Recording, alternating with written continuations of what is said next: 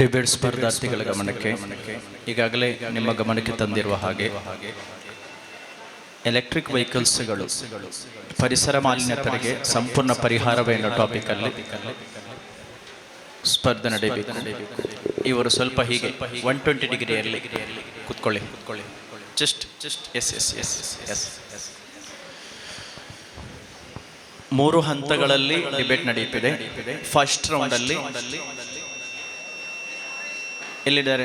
ಅಲಿಫ್ ಬಾ S. First ರೌಂಡಲ್ಲಿ 1 ನಿಮಿಷದ ವಿಷಯ ಮಂಡನೆ ಮಾಡಬೇಕು. ಆ ವಿಷಯ ಮಂಡನೆಯನ್ನು ಎಲ್ಲರೂ ಗಮನಿಸಬೇಕು. ಯಾಕಂದ್ರೆ ನೆಕ್ಸ್ಟ್ ರೌಂಡಲ್ಲಿ ಕ್ವಶನ್ ಮಾಡಲಿಕ್ಕೆ ಮ್ಯಾಟ್ರ್ ಅಲ್ಲಿಂದ ಸಿಗ್ತದೆ, ಅವರ ವಿಷಯ ಮಂಡನೆ. ಸೆಕೆಂಡ್ ರೌಂಡಲ್ಲಿ question answer session. Code letter ಇಂದ ಸ್ಟಾರ್ಟ್ ಆಗ್ತದೆ. ಯಾರಿಗೆ ಕ್ವಶನ್ ಕೇಳ್ತೀರಿ ಅವರ ಕೋಡ್ ಲೆಟರ್ ಮಾತ್ರ ಮೆನ್ಷನ್ ಮಾಡ್ಲಿಕ್ಕಿರುವಂತಹದ್ದು. ನೀವು ಅವರ ಹೆಸರು ಮೆನ್ಷನ್ ಮಾಡಬೇಕಾಗಿಲ್ಲ. ಅವರ ಕೋಡ್ ಲೆಟರ್ ಮೆನ್ಷನ್ ಮಾಡಿ ಕ್ವಶನ್ ಕೇಳಬೇಕು. ಕ್ವಶನ್ 1 ನಿಮಿಷದೊಳಗೆ ಮುಗಿಬೇಕು. ಆನ್ಸರ್ ಮಾಡುವವರು 2 ನಿಮಿಷದೊಳಗೆ ಆನ್ಸರ್ ಮಾಡಬೇಕು. ನಂತರ ಅದರಲ್ಲಿ ಚರ್ಚೆಗೆ ಅವಕಾಶ ಇಲ್ಲ. ಯಾವ ಕಾರಣಕ್ಕೂ ಚರ್ಚೆಗೆ ಅವಕಾಶ ಇರುವುದಿಲ್ಲ. ಪರಸ್ಪರ ಗೌರವದಿಂದ ಚರ್ಚಿಸುವುದು, ಏಕವಚನ ಬಳಸದಿರುವುದು, ಫಿಂಗರ್ ಪಾಯಿಂಟ್ ಬೆರಳು ಪಾಯಿಂಟ್ ಮಾಡದಿರುವುದು, ಇನ್ನೊಬ್ಬರ ಗೌರವಕ್ಕೆ ಚ್ಯುತಿ ಬರುವಂತೆ ವರ್ತನೆಯ ಮಾತು ಯಾವುದರಲ್ಲೂ ಕೂಡ ಇರದಂತೆ ಎಚ್ಚರಿಕೆ ವಹಿಸುವುದು. ವಿರೋಧಿಸುವುದಾದರೂ ಕೂಡ ಗೌರವದಿಂದ ಗೌರವಪೂರ್ವಕ ವಿರೋಧಿಸುವುದು. Okay, let us start. Code letter A ಅವರು ವಿಷಯ ಮಂಡಿಸಿದ್ದಾರೆ. ಕೋಡ್ ಲೆಟರ್ ಎ ಅವರು ವಿಷಯ ಮಂಡಿಸಿದ್ದಾರೆ. ಅಸ್ಸಲಾಮು ಅಲೈಕುಂ ವರಹಮತುಲ್ಲಾಹಿ ವಬರಕಾತುಹು. ನನ್ನ ವಿಷಯವಾಗಿದೆ ಎಲೆಕ್ಟ್ರಿಕ್ ವಾಹನ ಸಂಪೂರ್ಣವಾಗಿ ಪರಿಹಾರಕ್ಕೆ.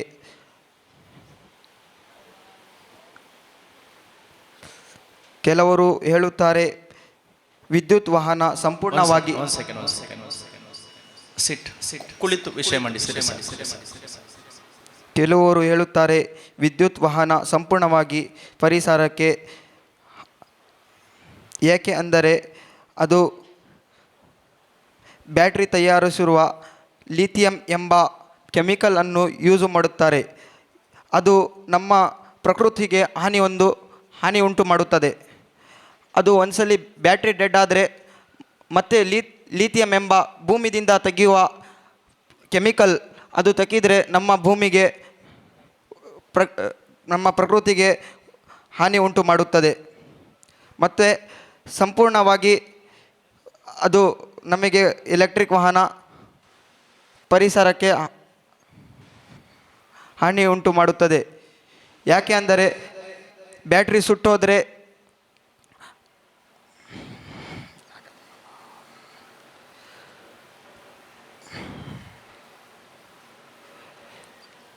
ನಮಗೆ ಗೊತ್ತಿರ್ಬೋದು, ಪೆಟ್ರೋಲ್ ಗಾಡಿ ತುಂಬ ಫಾಸ್ಟಾಗಿ ವೇಗವಾಗಿ ಮುಂದೆ ಹೋಗುತ್ತದೆ.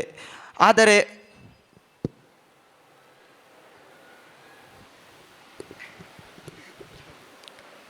ಅಸ್ಸಲಾಮು ಅಲೈಕುಂ ವರಹಮತುಲ್ಲಾ. ವಿದ್ಯುತ್ ಚಾಲಿತ ವಾಹನಗಳು ಪರಿಸರ ಮಾಲಿನ್ಯವನ್ನು ತಡೆಯುವುದು ಪರಿಹಾರವೇ? ಖಂಡಿತವಾಗಿ ಹೌದು. ನನ್ನ ದೃಢವಾದ ನಿರ್ಧಾರವೇನೆಂದರೆ ಎಲೆಕ್ಟ್ರಿಕ್ ವಾಹನಗಳು ಅಂದರೆ ವಿದ್ಯುತ್ ಚಾಲಿತ ವಾಹನಗಳಿಂದ ನಮಗೇನು ಮಾಡ್ಬೋದು, ಪರಿಸರದ ಮಾಲಿನ್ಯವನ್ನು ತಡೆಯೋದು ಗ್ಯಾರಂಟಿ. ಅದರಿಂದ ಯಾವುದೇ ಒಂದು ಎರಡು ಮಾತಿಲ್ಲ. ಹೇಳಬೇಕೆಂದರೆ ಈ ಒಂದು ಸಮಕಾಲೀನ ಜಗತ್ತಲ್ಲಿ ಅಧಿಕವಾದಂತಹ ಈ ಸ್ಮೋಕ್ ಪೊಲ್ಯೂಷನ್ ಅಂದರೆ ಎಮಿಷನ್ ಪೊಲ್ಯೂಷನ್ನಿಂದ ಏನಾಗ್ತಿದೆ, ಮನುಷ್ಯರು ಎಲ್ಲರೂ ಅಸ್ವಸ್ಥರಾಗ್ತಾ ಇದ್ದಾರೆ. ಅದರಿಂದ ನಮ್ಗೆ ಏನು ಮಾಡ್ಬೋದು, ಇದರಿಂದ ತಡೆಯಬಹುದು. ಎರಡನೇದಾಗಿ ನಾಯ್ಸ್ ಪೊಲ್ಯೂಷನ್ನಿಂದ, ಅತಿ ಜೋರಾದ ನಾಯ್ಸ್ ಪೊಲ್ಯೂಷನ್ನಿಂದ ಏನು ಮಾಡ್ಬೋದು, ನಮಗೆ ಈ ಒಂದು ಎಲೆಕ್ಟ್ರಿಕ್ ವಿದ್ಯುತ್ ಚಾಲಿತ ವಾಹನದಿಂದ ನಮ್ಗೆ ಏನು ಮಾಡ್ಬೋದು, ಅದರಿಂದ ಕೂಡ ತಡೆಯಬಹುದು.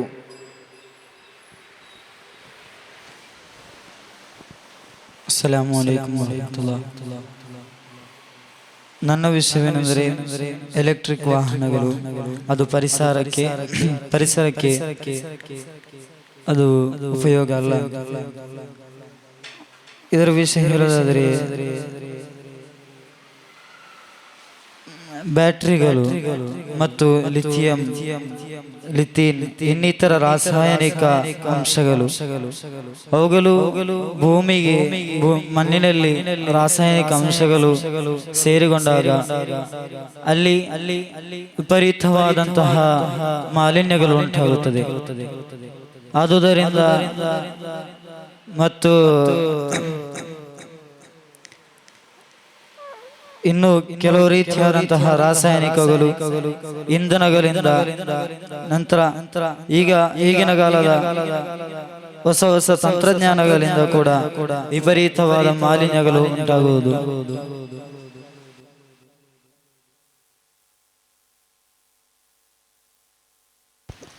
السلام عليكم ورحمة الله. بسم الله والحمد لله والصلاة والسلام على أشرف رسول الله وعلى آله وصحبه أجمعين. ವಿದ್ಯುತ್ ಚಾಲಿತ ವಾಹನ ಎಂಬುದು ಪರಿಸರ ಮಾಲಿನ್ಯಕ್ಕೆ ಪರಿಹಾರವಲ್ಲ. ಯಾಕೆಂದರೆ ಯಾವುದೇ ಒಂದು ವಿಷಯವನ್ನು ತೆಗೆದು ನೋಡುವುದಾದರೆ ಅದರಲ್ಲಿ ಮೂಲ ಎಂಬುದು ನೋಡಬೇಕು. ವಿದ್ಯುತ್ ಚಾಲಿತ ಅಂದರೆ ಬ್ಯಾಟರಿ. ಈ ಬ್ಯಾಟರಿಯನ್ನು ಎಲ್ಲಿಂದ ತಯಾರಿಸುತ್ತಾರೆ? ಇದಕ್ಕೆ ಮೊದಲಾದ ಬೇಕಾದಂತಹ ಲಿಥಿಯಂ ಬೇಕು, ಅದೇ ಮತ್ತೆ ನಿಕಲ್ ಎಂಬ ರಾಸಾಯನಿಕ ಬೇಕು. ಈ ಎರಡು ರಾಸಾಯನಿಕಗಳು ಉತ್ಪಾದನೆ ಆಗುವುದು ಗಣಿಗಾರಿಕೆಯಿಂದ ಇದನ್ನು ಉತ್ಪಾದನೆ ಮಾಡುತ್ತಾರೆ. ಲಿಥಿಯಂ ಎಂಬುದು ಉಪ್ಪು ನೀರಿನಿಂದ ಉತ್ಪಾದನೆ ಮಾಡುತ್ತಾರೆ. ಅದೇ ರೀತಿ ನಿಕಲ್ ಎಂಬುದು ಭೂಮಿಯಿಂದ ಅದು ಉತ್ಪಾದನೆ ಮಾಡುತ್ತಾರೆ. ಇದರಿಂದ ಈ ಕಾರಣದಿಂದ ನಮ್ಮ ಭೂಮಿಗೆ ತೊಂದರೆ ಬರುತ್ತಿದೆ. ಈ ಲಿಥಿಯಂ ಅಥವಾ ನಿಕೋಲ್ ಎಂಬುದನ್ನು ಉತ್ಪಾದನೆ ಮಾಡುವುದರಿಂದ ನಮ್ಮ ಭೂಮಿಗೆ ತೊಂದರೆ ಬರುತ್ತಿದೆ. ಆದ್ದರಿಂದ ಇದು ಪರಿಹಾರವಲ್ಲ. ಅದಲ್ಲದೆ ನಮ್ಮ ದೇಶದಲ್ಲಿ ಅತ್ಯಂತವಾಗಿ ನಮ್ಮ ದೇಶದಲ್ಲಿ ಅತ್ಯಂತವಾಗಿ ವಿದ್ಯುತ್ ಉತ್ಪಾದನೆ ಮಾಡುವುದು ಯಾವುದರಲ್ಲಿ ಕೇಳಿದರೆ ಕಲ್ಲಿದ್ದಲಿಂದ. ಅಸ್ಸಲಾಮು ಅಲೈಕುಂ ವರಹಮತುಲ್ಲಾಹಿ ವಬರಕಾತುಹು. ವಿದ್ಯುತ್ ಚಾಲಿತ ವಾಹನಗಳು ಪರಿಸರ ಮಾಲಿನ್ಯಕ್ಕೆ ಪರಿಹಾರವೇ? ಹೌದು, ಖಂಡಿತವಾಗಿಯೂ ಪರಿಹಾರ ಹೌದು. ಏಕೆಂದರೆ ಅದರಲ್ಲಿ ವಾಯು ಮಾಲಿನ್ಯ ಕಡಿಮೆ, ನೈಟ್ರೋಜನ್, ಕಾರ್ಬನ್ ಡೈಆಕ್ಸೈಡ್ ಮುಂತಾದ ವಿಷಕಾರಿ ಹೊಗೆಯನ್ನು ವಿದ್ಯುತ್ ಚಾಲಿತ ವಾಹನಗಳು ಬಿಡುವುದಿಲ್ಲ. ಆದ ಕಾರಣದಿಂದ ಅದು ಪ್ರಕೃತಿಯ ವಾಯು ಮಾಲಿನ್ಯದಿಂದ ತಡೆಗಟ್ಟುತ್ತದೆ. ಇನ್ನೊಂದು ಶಬ್ದ ಮಾಲಿನ್ಯ. ದೊಡ್ಡ ಸಿಟಿಗಳಲ್ಲಿ ಮುಂತಾದ ಪಟ್ಟಣಗಳಲ್ಲಿ ಎಲೆಕ್ಟ್ರಿಕ್ ವೆಹಿಕಲ್ಸ್ಗಳು ಶಬ್ದವನ್ನು ಮಾಡದೆ ಮುಂದುವರೆದರೆ ಆ ನಗರಗಳು ಶಾಂತವಾಗಿರುತ್ತವೆ ಮತ್ತು ಹಾರ್ನ್ ಮುಂತಾದವುಗಳಿಂದ ಎಲ್ಲ ಶಬ್ದದಿಂದ ವಾಹನದ ಶಬ್ದದಿಂದ ಎಲ್ಲ ಪಟ್ಟಣದಲ್ಲಿರುವ ಜನರಿಗೂ ಕೂಡ ತೊಂದರೆಯನ್ನುಂಟು ಮಾಡುತ್ತದೆ.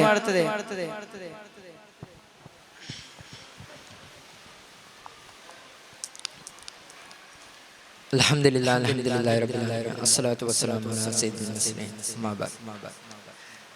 ಪ್ರೀತಿಯ ಮಿತ್ರರೇ, ನನ್ನ ವಿಷಯವಾಗಿದೆ ಎಲೆಕ್ಟ್ರಿಕ್ ವಾಹನಗಳು ಸಂಪೂರ್ಣ ಪರಿಹಾರ.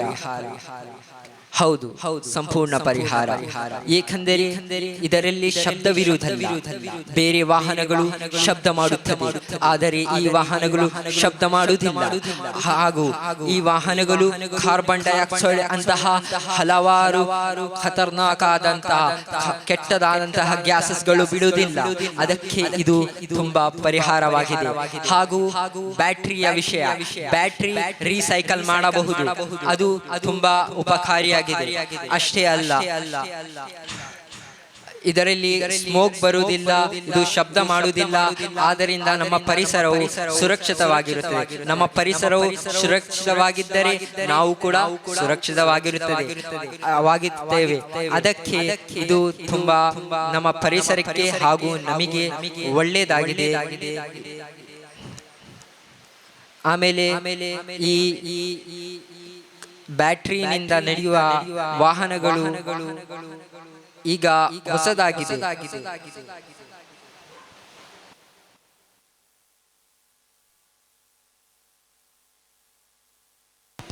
ಕೋಡ್ಲೆಟ್ರಲ್ಲಿ ಯಾರಿಗಾದ್ರೂ ಪ್ರಶ್ನೆ ಕೇಳಲಿಕ್ಕಿದ್ರೆ ಕೇಳ್ಬೋದು, ಮೆನ್ಷನ್ ಮಾಡಿ. ಯಾರನ್ನಾದ್ರೂ ಮೆನ್ಷನ್ ಮಾಡಿ ಕ್ವಶನ್ ಕೇಳಬೇಕು.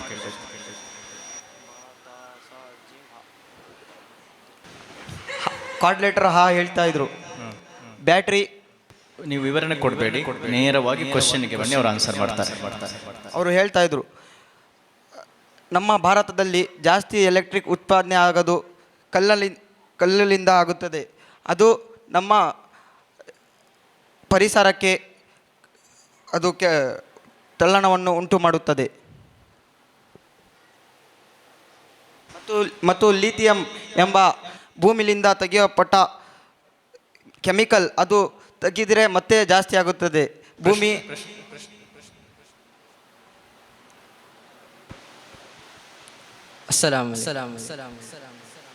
ಪ್ರಶ್ನೆಗೆ ಉತ್ತರ. ಹೌದು ಹೌದು, ಅಲ್ಲ ಅಲ್ಲ ಅಲ್ಲ, ನಮ್ಮ ಭಾರತದಲ್ಲಿ ಕಲ್ಲಿಗಳಿಂದ ವಿದ್ಯುತ್ ಉತ್ಪತ್ತಿ ಆಗುವುದು ಜಾಸ್ತಿ ಅಲ್ಲ. ವಿದ್ಯುತ್ ಕಲ್ಲಿಗಳಿಂದ ಜಾಸ್ತಿ ಉತ್ಪತ್ತಿ ಆಗುವುದಿಲ್ಲ. ಅದು ಉತ್ಪತ್ತಿ ಆಗುವುದು ನೀರಿನಿಂದ ಆಗಿದೆ, ಆಮೇಲೆ ಸೋಲಾರ್ ಎನರ್ಜಿ ಆಗಿದೆ, ಆಮೇಲೆ ವಿಂಡ್ ಗಳಿಂದ ಜಾಸ್ತಿ ವಿದ್ಯುತ್ ಉತ್ಪತ್ತಿ ಆಗುವುದು. ಅದು ಚಿಕ್ಕ ಪ್ರಮಾಣದಲ್ಲಿ ಆಗಿದೆ. ಕಲ್ಲಿಗಳಿಂದ ವಿದ್ಯುತ್ ಅನ್ನು ಉತ್ಪತ್ತಿ ಮಾಡುವುದು ಅದು ಮೈನ್ಸಿನ ವಿಷಯ. ಮೈನ್ಸ್ ಕೆಲವು ಇಂಥ ಜಾಗದಲ್ಲಿ ಇದೆ, ಆ ಜಾಗಕ್ಕೆ ಮನುಷ್ಯರನ್ನು ಹೋಗಲಿಕ್ಕೆ ಬಡಿಯುವುದಿಲ್ಲ. ಆದ ಕಾರಣದಿಂದ ಆ ಮೈನ್ಸ್ ಗಳು ಸುರಕ್ಷಿತವಾಗಿದೆ. ಜನರಿಗೆ ಅಲ್ಲಿಯ ಯಾವುದೇ ಪೊಲ್ಯೂಷನ್ಗಳು ಈ ನಮ್ಮ ಅಕ್ಕಪಕ್ಕ ಎಲ್ಲಿಯೂ ಕೂಡ ಹರಿಯುವುದಿಲ್ಲ. ಅದಕ್ಕಾಗಿ ಆ ಮೈನ್ಸ್ ತುಂಬಾ ಸುರಕ್ಷಿತವಾಗಿದೆ. ಅಲ್ಲಿಂದ ಏನು ಹಾನಿಕಾರಕವಾಗಿ ಇರುವುದಿಲ್ಲ.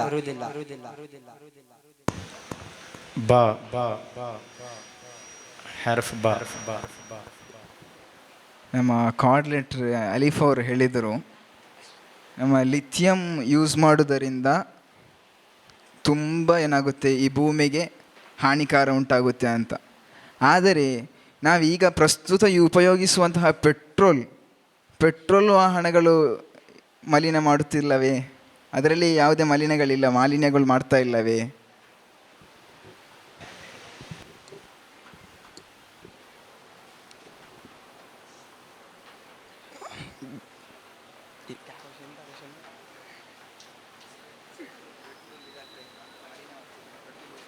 ಈಗ ಪೆಟ್ರೋಲು ಕಮ್ಮಿ ಆದರೆ ಯಾವುದು ನಿಮ್ಮದು ಸ್ಟಾರ್ಟ್ ಆಗೋದು, ಲಿಥಿಯಂ ತೆಗೆಯೋದು ಜಾಸ್ತಿ ಆಗುತ್ತೆ. ಆವಾಗ ಪೆಟ್ರೋಲ್ ಈಗ ಖಾಲಿ ಆದರೆ ಏನು ಮಾಡ್ತೀರಾ ನೀವು? ಲಿಥಿಯಂ ಜಾಸ್ತಿ ತೆಗಿತೀರಾ, ಆವಾಗ ನಮ್ಮ ಭೂಮಿಗೆ ತಲ್ಲಣವನ್ನು ಉಂಟು ಮಾಡುತ್ತದೆ.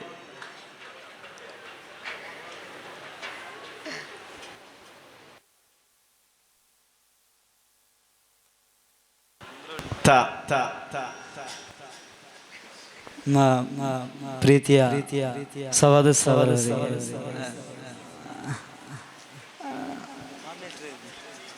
ಕೋಆರ್ಡಿನೇಟರ್ ಜೀಮ್ ಅವರಿಗೆ ನೀವು ಹೇಳಿದಿರೋ ಬ್ಯಾಟ್ರಿಯ ಕುರಿತಾಗಿ, ಅವುಗಳು ಆ ಬ್ಯಾಟ್ರಿ ಅದು ರಿಸೈಕ್ಲಿಂಗ್ ಮಾಡಿದಾಗ ಅದರ ರಾಸಾಯನಿಕಗಳು ಈ ಭೂಮಿಗೆ ಮಲಿನವನ್ನು ಉಂಟು ಮಾಡುತ್ತವೆ. ಅದರಿಂದ ಏನಾದರೂ ಪರಿಹಾರವಿದೆಯಾ? ತೀರ್ಪುಗಾರ, ನಾನು ಬ್ಯಾಟರಿಯ ವಿಷಯ ಮಾಡಲಿಲ್ಲ. ನಾನು ಶಬ್ದ ಮಾಲಿನ್ಯ ಮತ್ತು ವಾಯು ಮಾಲಿನ್ಯದ ವಿಷಯ ಮಾತ್ರ ಮಾಡಿದ್ದೆ.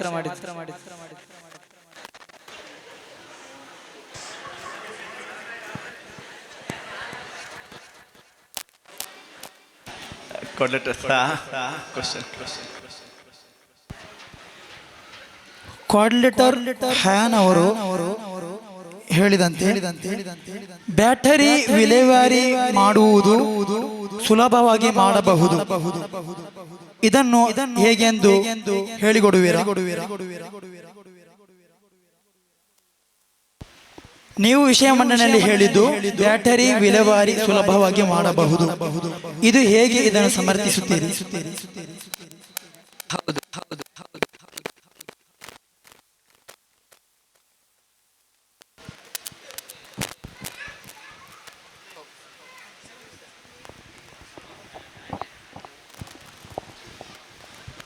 ಹೌದು ಬ್ಯಾಟರಿ ಸುಲಭವಾಗಿ ತಯಾರು ಮಾಡಬಹುದು. ಹಳೆಯ ಬ್ಯಾಟರಿಯನ್ನು ರೀಸೈಕಲ್ ಪ್ರೋಸೆಸ್ ಇಂದ ಅದನ್ನು ತೆಗೆದರೆ ಅದು ಸುಲಭವಾಗಿ ತಯಾರವಾಗುತ್ತದೆ ಹಾಗೂ ನಮಗೆ ತುಂಬಾ ಕಾಸು ಕಮ್ಮಿ ಕಾಸಿಗೆ ಸಿಗುತ್ತದೆ. ಆದ್ದರಿಂದ ಜನರ ಮತ್ತು ಎಲ್ಲರ ಒಂದು ನಿವಾರಣೆ ಆಗುತ್ತದೆ. ಹಾಗೆ ನನ್ನ ಆಯ್ತು.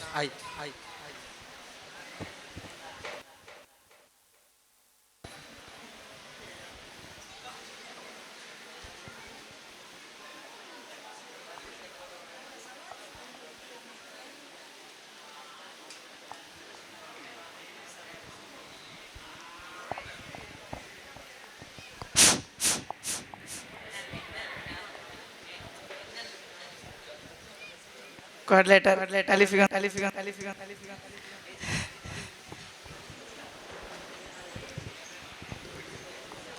ಬ್ಯಾಟರಿ ತಯಾರಿಕೆ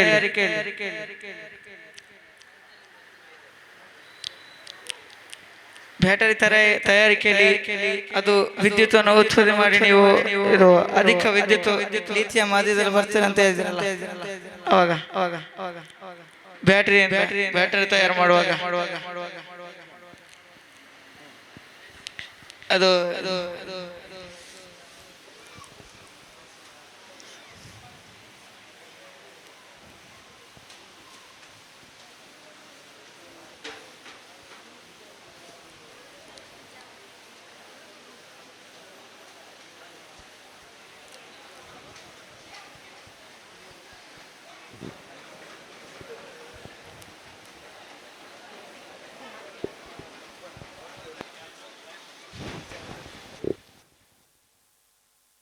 ಇಲ್ಲ.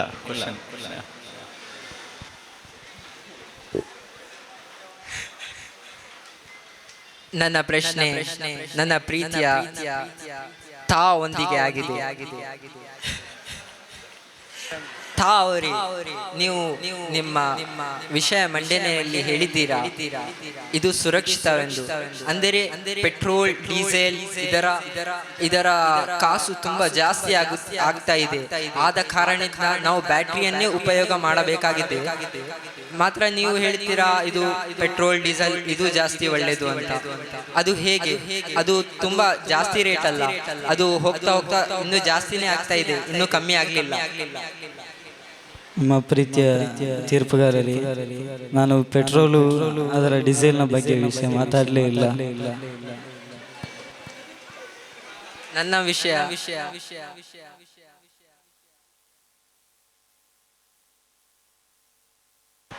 ಓಕೆ, ಮೂರನೇ ರೌಂಡ್ಗೆ ಹೋಗ್ತಾ ಇದ್ದೇವೆ ನಾವು. Code letter Alif, code letter ತಾ ಮತ್ತು ಕೋಡ್ ಲೆಟರ್ ಸ ಮೂವರು ನನ್ನೊಂದಿಗೆ ಆನ್ಸರ್ ಮಾಡಬೇಕು. ಮೂವರು ವಾದಿಸಿದ್ದು ಏನಂದ್ರೆ ಎಲೆಕ್ಟ್ರಿಕ್ ವೆಹಿಕಲ್ಸ್ ಯಾವತ್ತೂ ಕೂಡ ಏನಲ್ಲ ಪರಿಸರ ಮಾಲಿನ್ಯ ತಡೆಯಲಿಕ್ಕೆ ಸಂಪೂರ್ಣ ಪರಿಹಾರ ಅಲ್ಲ ಅಂತ ಹೇಳಿದೆ. ಒಂದು ಕ್ವಶನ್ಗೆ ಆನ್ಸರ್ ಮಾಡಿ ಮೂವರು. ಇಲ್ಲಿ ಪರಿಸರ ಮಾಲಿನ್ಯಕ್ಕೆ ತಡೆಯುವ ಅಂತ ಒಂದು ವ್ಯವಸ್ಥೆ ಬರಬೇಕು ಅಂತ ಉಂಟ ನಿಮಗೆ? ಅಂತ ಒಂದು ವ್ಯವಸ್ಥೆ ಬರಬೇಕಾ? Yes or no? ಒಂದು ಆನ್ಸರ್ ಮಾಡಿ. ಕೋಡ್ ಲೆಟರ್ ಅಲಿಫ್. ನಮ್ಮ ಕ್ವಶನ್ ಇರೋದು ಎಲೆಕ್ಟ್ರಿಕ್ ವೆಹಿಕಲ್ಸ್ ಅನ್ನೋದು ಪರಿಸರ ಮಾಲಿನ್ಯ ತಡೆಯಲಿಕ್ಕೆ ಪರಿಹಾರವಾ ಅನ್ನೋದು ಕ್ವಶನ್. ನೀವೇನು ಹೇಳ್ತೀರಿ? ಅದು ಪರಿಹಾರ ಅಲ್ಲ ಅಂತ ಹೇಳ್ತಾ ಇದ್ದೀರಿ, ಹೌದಲ್ಲ?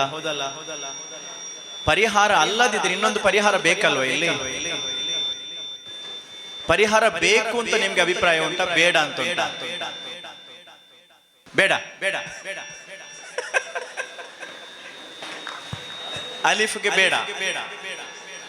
Code letter Alif, code letter ತಾ ಮತ್ತು ಸ ಪರಿಹಾರ ಬೇಕಾ ಬೇಡವಾ? ಬೇಕು. ಹಾಗಾದ್ರೆ ಒಂದು ಪರಿಹಾರ ಸೂಚಿಸಿ ನೀವು.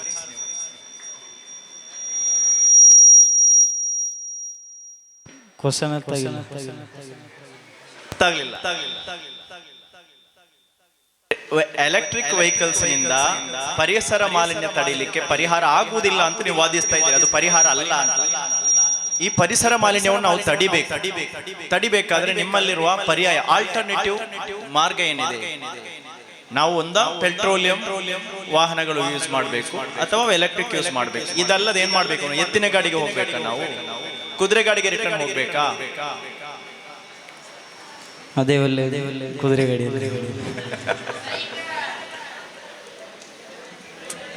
ಏನ್ ಪರಿಹಾರ ಹೇಳ್ತೀರಿ? ಖಂಡಿತವಾಗಿಯೂ ಪರಿಸರ ಮಾಲಿನ್ಯ ಎಂಬುದಕ್ಕೆ ಖಂಡಿತವಾಗಿಯೂ ಅದಕ್ಕೆ ಒಂದು ಪರಿಹಾರ ಬೇಕೇ ಬೇಕು. ಆದರೆ ಯಾವತ್ತು ತಪ್ಪಿನಿಂದ ತಪ್ಪನ್ನು ಸರಿ ಮಾಡ್ಲಿಕ್ಕೆ ಆಗಲ್ಲ, ತಪ್ಪಿನಿಂದ ತಪ್ಪನ್ನು ಸರಿ ಮಾಡ್ಲಿಕ್ಕೆ ಆಗಲ್ಲ. ಇದಕ್ಕೆ ಪರಿಹಾರವಾಗಿ ಕಂಡು ಹಿಡಿದದ್ದು ಇವರು ವಿದ್ಯುತ್ ಚಾಲಿತ ವಾಹನಗಳಾದರೆ ಅದರಲ್ಲಿ ನಮ್ಮ ಈ ಪರಿಸರ ಸಂರಕ್ಷಣೆ ಪರಿಹಾರವಾಗುತ್ತಿಲ್ಲ. ಮತ್ತೆ ಅದು ಹೇಗೆ ಪರಿಹಾರ ಎಂಬುದು ಮಾತು ಬರುತ್ತದೆ. ಈ ಮನುಷ್ಯನು ಚಂದ್ರಲೋಕಕ್ಕೆ ಹೋಗಿದ್ದಾನೆ, ಸಾಧ್ಯವಾಗದ ಚಂದ್ರಲೋಕಕ್ಕೆ ಹೋಗಿದ್ದಾನೆ. ಆದರೆ ಈ ಭೂಮಿಗೆ ಉಪದ್ರವಾಗುತ್ತಿರುವಂತಹ ಲಿಥಿಯಂ, ನಿಕ್ಕಲ್, ಕಾಬೋರ್ಡ್ಗಳನ್ನು ಇದು ಅಲ್ಲದ ನಮ್ಮ ಪರಿಸರ ಮಾಲಿನ್ಯಕ್ಕೆ ಯಾವುದೇ ತೊಂದರೆಗಳು ಇಲ್ಲದಂತಹ ಯಾವುದಾದರೂ ವಿಷಯವನ್ನಿಂದ ತೆಗೆದು ಅದರಿಂದ ಪರಿಹಾರ ಹುಡುಕಬೇಕು. ಹಾಗಾದರೆ ಮಾತ್ರ ಈ ಪರಿಸರ ಮಾಲಿನ್ಯಕ್ಕೆ ಪರಿಹಾರವಾಗುತ್ತದೆ. ನೀವು ಸಾಮಾನ್ಯವಾಗಿ ನೀವು ಅದನ್ನು ಉಲ್ಲೇಖಿಸ್ತಿಲ್ಲ. ಎಲೆಕ್ಟ್ರಿಕ್ ವಾಹನದ ವೆಹಿಕಲ್ಸ್ ನ ಡಿಮೆರಿಟ್ಸ್ ಹೇಳುವಾಗ ಮುಖ್ಯವಾಗಿ ಹೇಳುದು ಕೆಲವರು ಅದನ್ನು ಮಾಡಿದ್ದಾರೆ. ಯಾವುದು? ಲಿಥಿಯಂ ಇಂಥ ಬ್ಯಾಟ್ರಿಗಳು ಪ್ರಾಡಕ್ಟ್ ಮಾಡುವಾಗ ಅದನ್ನು ಬಳಸ್ತಾರೆ. ಆದ್ದರಿಂದ ಅದನ್ನು ರೀಸೈಕಲ್ ಮಾಡುವಾಗ ಮತ್ತೊಮ್ಮೆ ಇಲ್ಲಿ ಪರಿಸರ ಮಾಲಿನ್ಯ ಆಗ್ತದೆ ಅಂತ ಕೆಲವರು ವಾದಿಸಿದ್ದಾರೆ. ನಮ್ಮ ಯಾರವರು ಕೇಳಿದ ಹಾಗೆ ಪೆಟ್ರೋಲಿಯಂನಂತಹ ವಾಹನದಲ್ಲಿ ಆಲ್ರೆಡಿ ತುಂಬಾ ಏನಿದೆ, ಪರಿಸರ ಮಾಲಿನ್ಯ ಆಗ್ತಾ ಇದೆ ಅಲ್ವಾ? ಒಪ್ತೀರಾ ಅದನ್ನು? ಪೆಟ್ರೋಲಿಯಂನ ಪರಿಸರ ಮಾಲಿನ್ಯ ಆಗ್ತಾ ಇದೆ ಅನ್ನೋದು ಒಪ್ತೀರಾ? ಪೆಟ್ರೋಲಿಯಂ ವಾಹನದಲ್ಲಿ ಪರಿಸರ ಮಾಲಿನ್ಯ ಆಗ್ತದೆ ಒಪ್ತೀರಾ? ಇಲ್ಲ ಇಲ್ಲ ಇಲ್ಲ. ಒಪ್ಪಿಗೆ ಉಂಟಾ? ಅಲೀಫ್ ಅಲೀಫ್ ತಾ ತಾ ಸಾ ಸಾ ಒಪ್ಪಿಗಿಲ್ಲ. ಇನ್ನು ಕೋಡ್ ಲೆಟರ್ ಕೊನೆ ನಮ್ಮ ಜೀಮ್ನವರು ಅವರಿಗೊಂದು ಪ್ರಶ್ನೆ ಕೇಳಿದಾಗ ಅವರು ಹೇಳಿದ್ದಾರೆ, ನಾನು ಆ ವಿಷಯ ಮಾತಾಡಲಿಲ್ಲ, ನನ್ನ ವಿಷಯ ವಾಯು ಮಾಲಿನ್ಯ ಮತ್ತು ಶಬ್ದ ಮಾಲಿನ್ಯ ಮಾತ್ರ ಆಗಿತ್ತು ಅಂತ. Okay, very good. ಆದ್ರೆ ನಿಮ್ಮ ಮಾತಿನ ಮಧ್ಯೆ ಒಂದು ಮಾತು ಹೇಳಿದ್ದೀರಿ ನೀವು, ಎಲೆಕ್ಟ್ರಿಕ್ ವೆಹಿಕಲ್ಸ್ ಅಲ್ಲಿ ಏನಿಲ್ಲ, ಹಾರ್ನ್ ಇಲ್ಲ, ಹಾರ್ನ್ ಇಲ್ಲದ ವೆಹಿಕಲ್ಸ್ ಉಂಟು ಎಲೆಕ್ಟ್ರಿಕ್ ವೆಹಿಕಲ್ಸ್. ತಪ್ಪಿದ್ದ?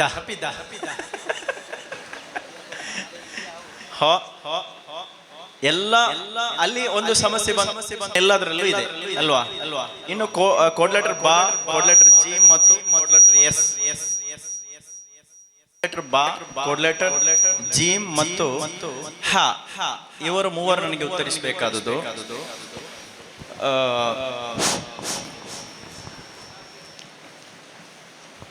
ಸಂಪೂರ್ಣ ಪರಿಹಾರ ಅಂತ ವಾದಿಸುವವರಲ್ಲಿ ನೀವು ಅಲ್ವಾ? ಸಂಪೂರ್ಣ ಪರಿಹಾರ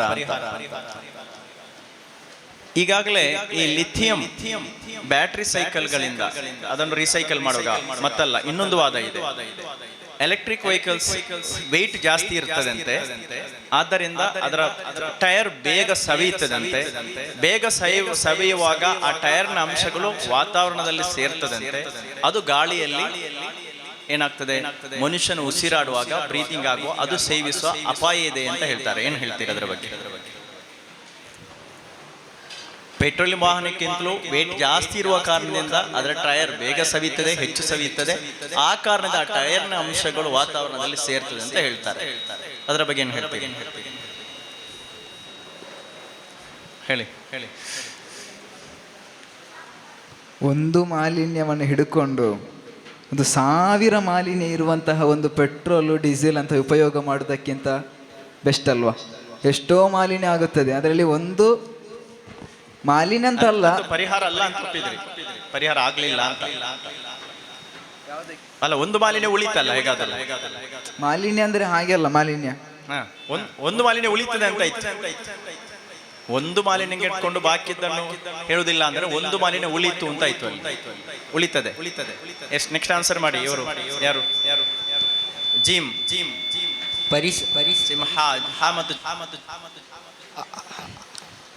ಅದು ಟೈರ್ ಬಿಸಿ ಆದಾಗ ಮತ್ತೆ ಓವರ್ ರನ್ ಮಾಡಿದಾಗ ಅದು ಮಾತ್ರ ಕುಸಿಯುವುದು. ಅದು ಬಿಸಿ ಅಂದ್ರೆ ಬಿಸಿ ಜಾಸ್ತಿ ಆಗದ ರನ್ ಮಾಡಿದ ಮನೆಯಲ್ಲಿ ಇಡ್ಬೇಕು ಅದನ್ನಷ್ಟೇ. ಮಾತ್ರ ಥಂಡಿ ವಾತಾವರಣದಲ್ಲಿ ನಡೆಸಬಹುದಲ್ಲ. ಥಂಡಿ ವಾತಾವರಣ ಎಲ್ಲಿ ಇರ್ತದೆ ಅಲ್ಲಿ ಮಾತ್ರ ನಡೆಸಬೇಕು. ಇಲ್ಲ, ಬೇರೆ ಕಡೆ ಕೂಡ ಮಾಡ್ಬೋದು. ನಾವು ರೋಡನ್ನ ಸ್ವಲ್ಪ ಆಲ್ಟ್ರೇಷನ್ ಮಾಡಿ ತಣ್ಣಿ ಮಾಡ್ಬೋದು. ಐಸ್ನ ರೋಡ್ ಮಾಡಬೇಕು, ಐಸ್ ಇದ್ದ ರೋಡ್. ಇಲ್ಲ, ಬ್ಲ್ಯಾಕ್ ಕಲರ್ ಹೀಟ್ ಅನ್ನು ಅಬ್ಸಾರ್ಬ್ ಮಾಡ್ತದೆ. ಅದು ಬ್ಲೂ ಮಾಡಿದ್ರೆ ಅದು ಥಂಡಿ ಇರ್ತದೆ. ಬೇರೆ ದೇಶದಲ್ಲಿ ಎಲ್ಲ ರೋಡ್ ಇದೆ. Very good. ಇಲೆಕ್ಟ್ರಿಕ್ ವೆಹಿಕಲ್ಸ್ಗಳು ಅದು ಟೈರ್ ಭಾರ ಉಂಟಂತ ಹೇಳಿದ್ರಲ್ಲ, ಅದು ಬೇಗ ಸೌದು ಹೋಗ್ತದೆ ಅಂತ.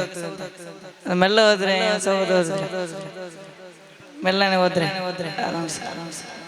ಮೆಲ್ಲ ಹೋಗೋದಂದ್ರೆ ಎಷ್ಟು ವಾಹನ ಇರೋದು ಯಾಕೆ ಸ್ಪೀಡ್ ಹೋಗ್ಲಿಕ್ಕೆ, ನಾವು ಸ್ಪೀಡ್ ರೀಚ್ ಆಗ್ಲಿಕ್ಕೆ. ವೆಹಿಕಲ್ಸ್ ಇರೋದೇ ಸ್ಪೀಡ್ ರೀಚ್ ಆಗ್ಲಿಕ್ಕೆ. ಸ್ಪೀಡ್ ಹೋಗ್ಬೇಕು, ತುಂಬಾ ಸ್ಪೀಡ್ ಹೋಗ್ಬಾರ್ದು. ಮೆಲ್ಲ ಹೋಗ್ಬೇಕು ಅಂದ್ರೆ ನೀವು ಹೇಳೋದು, ಸ್ಪೀಡ್ ಹೋಗ್ಬೇಕು ಅಂದ್ರೆ ನೀವು ಹೇಳೋದು. ಲಿಮಿಟ್ ಅಲ್ಲಿ ಹೋಗ್ಬೇಕು, ಆಗ ಟೈರ್ಗೆ ಪ್ರಾಬ್ಲಮ್ ಆಗುತ್ತೆ. Okay, very good. ನಾವು ಚರ್ಚಾ ಸ್ಪರ್ಧೆಯನ್ನು ಮುಗಿಸ್ತಾ ಇದ್ದೇವೆ. ಧನ್ಯವಾದ.